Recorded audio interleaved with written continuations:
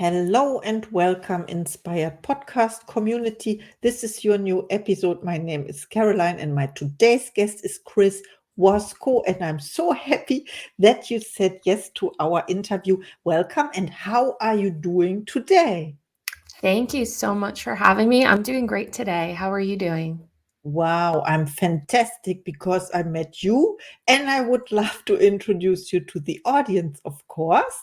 You are an energy healer, spiritual counselor, and psychic medium committed to guiding individuals through their healing and personal growth journeys, specializing in supporting old souls and survivors of narcissistic abuse. You help clients uncover profound soul lessons and navigate life's challenges. Welcome to the Inspired Podcast, Chris Wasko. Thank you so much. Oh, so nice to talk to you. Just a second, I have a first question. What first drew you to the path of energy healing and spiritual counseling, and how have your personal experiences shaped your practice? I feel like I stumbled into this completely because my journey was incredibly difficult. If you would have told me that this was eventually what I was going to be doing, I probably would have laughed or scoffed at it. My background is in business and just such a shift for me. And what brought me to this was my own healing from narcissistic abuse and uh, just doing my personalized healing, connecting to myself, mind, body, and soul kind of healing journey opened me up to spirit. So I would just start seeing people in my mind's eye that were clearly not of this plane. And I was very shocked by it at first. And over time, I, I had to learn how to communicate with them. And uh, as I evolved more on this journey, I started working to help people heal their energy because I recognized that I can feel their trauma. I could feel where it comes from, get to the root cause of it because I'm a little bit of a detective in that way myself, where I like to let's get to the root of this, what's really causing this issue. So that's just what I'm doing now, and I'm just going to keep going how spirit guides me. Wow, I love what you shared. That means you experienced the healing part yourself, and then you said, "Okay, it works. I can heal other people or share my knowledge, wisdom, or let's say it's not knowledge, wisdom, it is ability, or what is it? Gift. Your gift. Yes. Mhm. Yeah, I would say I embraced a gift and just want to share it with the world. And also you shared that you see people, you feel people on different planes, on a different plane, on a different plane. Yes, I can see, feel, hear people that have passed on. And while that's not my primary source of work, because I find I really prefer to work with the living rather than the dead. So I just feel, I don't know, more connected to those I could just interact with on a frequent basis. Not that I can't with the dead, but it's just very different. I don't know. I'm appreciating the human experience, I guess. I understand. And also you shared you are, yes, you are an energy healer, but you said you talked also about healing the energy of other people. Yeah. How Yeah, can I imagine this? How do you change the energy? well, it's more of, I mean, I wouldn't say I change it. I'm not gonna like wave a wand and change it. I may wave a wand and feel something, but I really want to help people become their own alchemist, right? Really, and work with their own energy. So I help guide them. I provide them the tools, exercises, things that they can use to work on what I feel is coming most forward because their energy is going to tell me what needs to be focused on first. And then, energy is always in layers. So when you start working with that first layer and other things become uncovered through the process, they can then work on those things and ultimately, become more empower of themselves, become more connected to their energy because so many people have very scattered energy, have very split or divided energy. So they can help bring that together in a holistic manner and just feel more connected to themselves and ultimately their purpose. Wow, I understand, or I I start to understand. And you cannot fake energy, right? You can't. No. Okay, let's take a look at my next question for you. Can you share a powerful transformation story where your work as a psychic medium and healer helped someone overcome the effects of narcissistic abuse? Yes. A lot of times, narcissistic abuse is about the awareness of it because narcissism affects our energy in ways we don't realize. So, for example, if you have someone that berates you, puts you down, makes you feel like a lesser version of yourself, that's the type of person you might have a tough time speaking up to. So your throat chakra would be affected.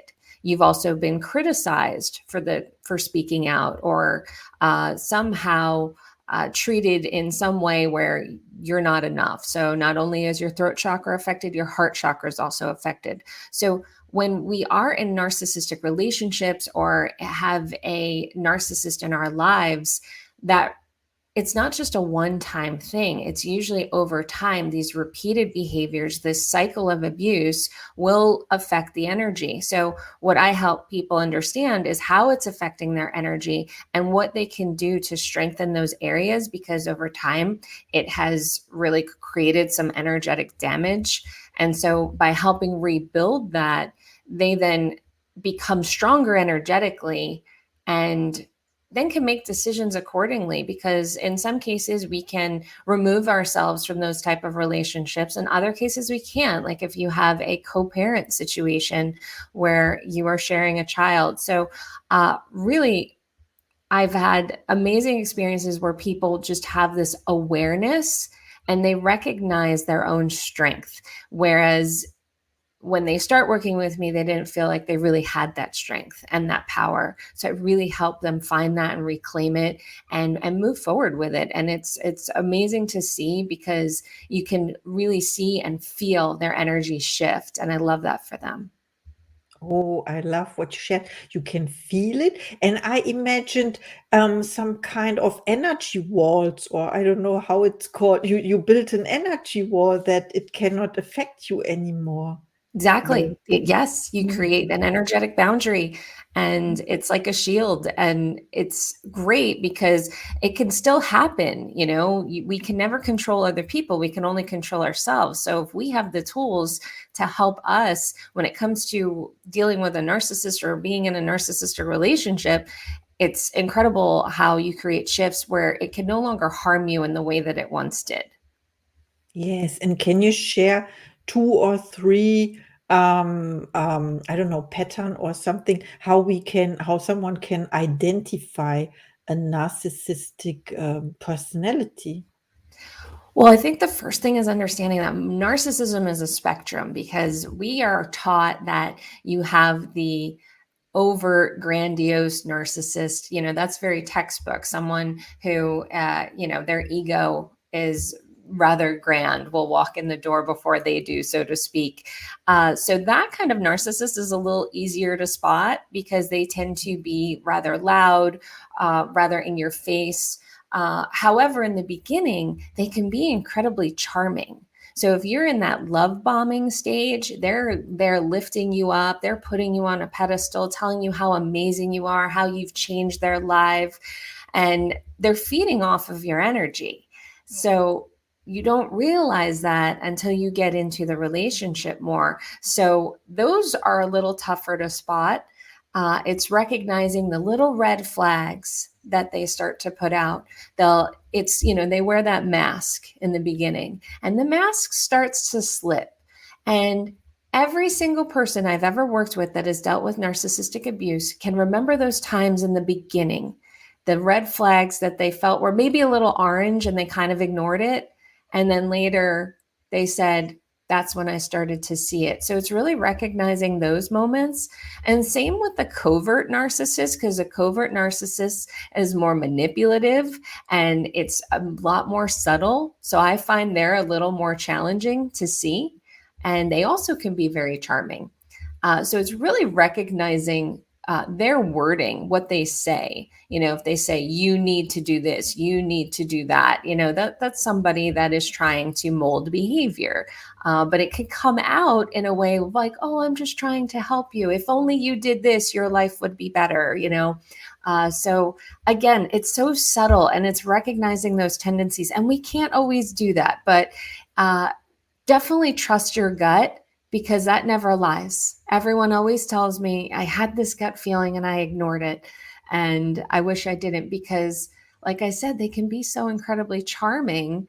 And if you're in that love bombing stage, it does feel so good. And, it's getting that dopamine fix of what that feels like. And it's really just a matter of understanding yourself, your gut feelings, and how you can then shift in those relationships. Thank you so much for sharing. You talked about molding behavior. I would have called it manipulating. Yeah. When someone tries to manipulate you, then you talked about the red flags to recognize it. When you talked about it was your client, I don't remember. You talked about you helped her gaining awareness. It's about awareness, and maybe also training yourself in recognizing the red flags. Yeah. And the other thing, I had another question. What was it? It will come back. Yeah, I thought about when I had this morning, I thought about when people think they know better, they know what's good for you. They know better than you. And you mentioned something like, yeah, when they say you have to do this, or yeah, it's the in the words, right? And you have to pay attention and listen, and then decide, of course, for yourself, if you want to accept this or tolerant yes or not.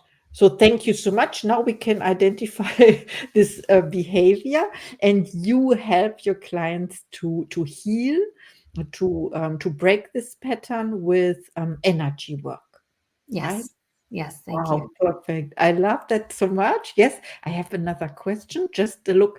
What are your goals for expanding your impact in the spiritual and healing community? And what new modalities or approaches are you excited to explore? I love this question. Well, I feel like a lot of my own personal journey has just really been about the openness and being in a place of surrender of what's meant to come will, which I know sounds very simple, but for someone like me, that's not. I'm a type A personality. I like structure. I like pattern.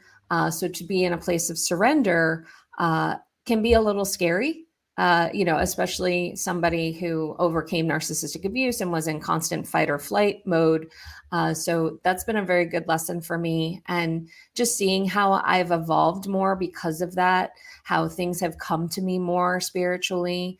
Like my latest, I started seeing people's spirit animals and recognizing why they were there for them and what they were doing for them and how they were helping them and how they could connect to them.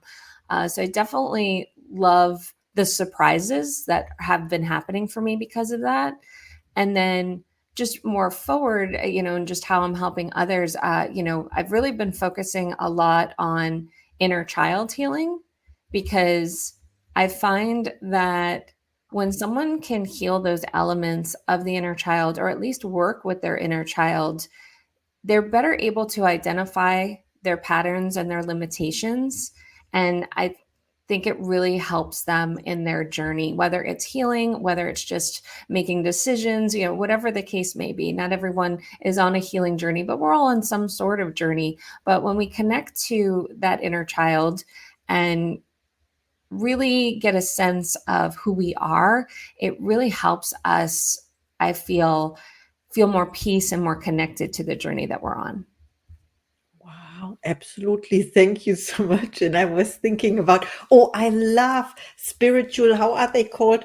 Animals. Spirit I animals. Yeah. yes, I love that. And yeah, of course, and explore. And you said to be open and surrender as well. So you are curious about what is coming next and you are open to it. That means you don't say no in the first place, or you are not resisting. you make a decision, and then then you can learn something new, and meet new people like we met today, you know. It's like, Yes. wow, it's such a pleasure for me. Thank you so much. Okay, where can we find you when people reach out to you? And please do, Chris is amazing. Oh, well, thank you. You can find me on my website. It's chriswasco.com. I'm also on Facebook at Chris Wasco Medium. And yeah, I look forward to connecting with anyone. And I really appreciate connecting with you today, and you being a part of my journey and me being a part of yours. It's wonderful. Thank you. Oh, thank you so much. Okay, I have one last question about your Please. coaches and mentors. Do you have coaches? And who was the best coach you ever had? I had somebody that I had reached out to that she herself was a psychic medium. Her name is Shelly, and uh, I really just reached out to her, just seeing who was around me in spirit, and not knowing that she was going to be telling me that I was meant to do this work. And she wasn't the first person to tell me that, but she was the one that probably had the most impact. And then a few years went by, and seemingly out of the blue, she called me. And she happened to call me around the time when I started seeing people in spirit. And she said to me, Chris, spirit tells me you've opened up to them. And it blew my mind. I was like, how did you know? Like, who told you? I was so excited about that. And she was just really a light for me at that time, because I was so confused and overwhelmed, and what is going on? Talk about an awakening. I was just like, I just woke up on a different planet, it feels like, and I don't know what to do. So she was a really great, just giving me a lot of peace at that time when things felt a little scattered. So I was very grateful to her for that, and still am. Wow, thank you so much for sharing. It's so important to have someone to encourage us, and even more. You said maybe we are, how do you call this, soul flame, soulmate, something like that? Of course, there are Yeah, no the perfect. soulmates and twin flames, and yeah, Yeah. recognizing those people on our journey. It's very helpful, I find. Wow, thank you so much. And now it's time for your last thoughts to the audience, please. I would say one thing to recognize about energy is that it's subtle. And if we want to make changes, it's better to do it slowly and incrementally, because when we try to make big changes and dramatic changes, not that you shouldn't, but it creates more of a disruption in your energy, and it's harder to adjust. So, for example, if you want to, say, lose a lot of weight, and you don't do that incrementally, your energy body kind of goes into shock. And that's why a lot of people will gain the weight back. Same thing of like when they talk about lottery winners, how a lot of them tend to lose the money almost as soon as they gained it. It's because their energy is not accustomed to it. So you need the incremental changes for a long lasting effect. Thank you so much for sharing. I'm inspired now, and I learned so much. Please reach out to Chris, check out her website, check out the show notes, or reach out to me. I will do the introduction, of course. Thank you. This was our amazing podcast interview. Thank you. And see you in the next episode.